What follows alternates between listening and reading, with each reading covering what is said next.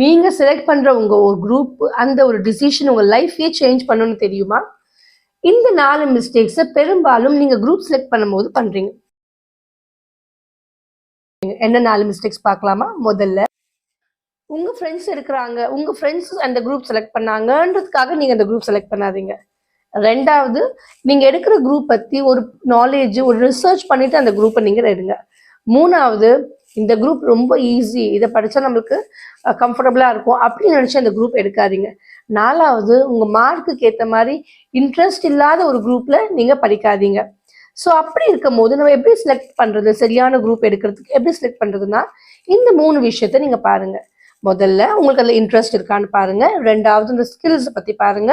3வது அதுக்கு future opportunities இருக்கா, கெரியர் ஆப்பர்ச்சுனிட்டி இருக்கா அப்படின்றத பாருங்க. இந்த 3 விஷயத்தையும் நீங்க பார்த்து உங்களுடைய குரூப்பை செலக்ட் பண்ணுங்க.